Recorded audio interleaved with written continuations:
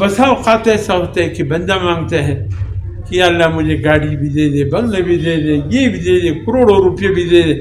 اللہ کہتے ہیں اگر میں نے اس بندے کو یہ چیزیں دے دی، بندہ باقی ہو جائے گا، کسی اور طرف چل پڑے گا، اللہ اس کی جگہ کچھ اور عطا فرما دیتے ہیں. انسان کہتے ہیں میرے رب نے میری دعا قبول نہیں کی، اللہ نے قبول کی، اس کی جگہ کوئی بہتر چیز عطا فرما دی. اب ایک بچہ ہے، بچے کے سامنے کھلونا رکھ دو، ایک بچھو رکھ دو، تو بچہ کھلونے کو چھوڑ کر بچھو کی طرف بھاگے گا. اور ایک مشفق باپ کب بیٹے کو بچھو کی طرف جانے دے گا؟ وہ تو بچے بچھو کو ہٹائے گا. شفقت ہوتی ہے باپ کی نا، اپنے بچے کو اس بچھو کی طرف جانے کیسے دے؟ شفقت ہے، وہ تو ڈنگ مارے گا.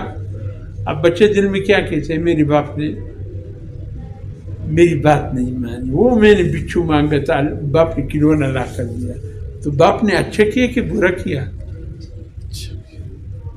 ہمارا تو نفس ہر چیز مانگتے ہیں اللہ سے، ہر چیز مانگتے ہیں، یہ بھی دے دو یا اللہ، وہ بھی دے دو، وہ بھی دے دو. اللہ کہتے بندے یہ تیرے حق میں بہتر نہیں ہے، اس سے بہتر چیز دے دوں گا.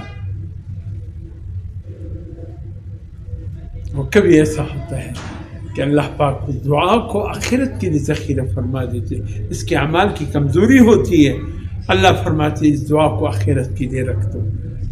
اور قیامت کے دن بندہ جب آپ اپنے عمل نامے کو دیکھے گا پریشان ہو جائے گا کہ غلط عمل نامہ مجھے دیے گئے، یہ اتنے عمل تو میرے نہیں ہیں.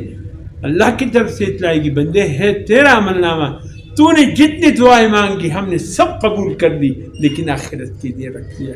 دنیا میں تیری کمی تھی، ہم نے آخرت میں پوری کر لی.